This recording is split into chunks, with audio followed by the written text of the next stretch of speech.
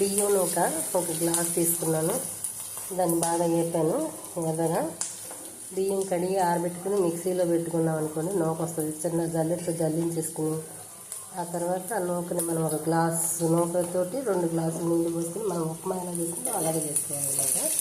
ఈ బియ్యం నూకతో చేస్తున్నాం ఉప్మా, రవ్వతో బియ్యం రవ్వతో. ఇదిగోండి ఉల్లిపాయ, పచ్చిమిరపకాయ, తర్వాత అవన్నీ జీలకర్ర, శనగపప్పు వేయనండి, ఎప్పుడో చెప్పినప్పుడు అర్థమైంది.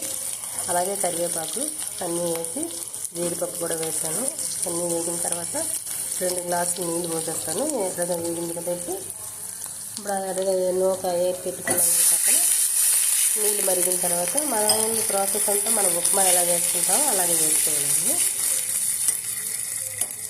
దీంట్లో సరిపడా ఉప్పు వేసుకుని ఇంకంతా మనం ఉప్మా ఎలా చేసుకుంటామో అలాగే చేసుకోవాలి.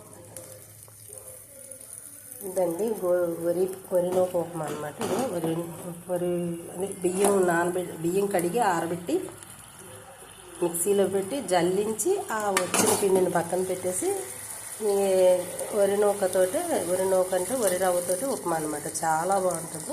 ఒకసారి ట్రై చేసి చూడండి.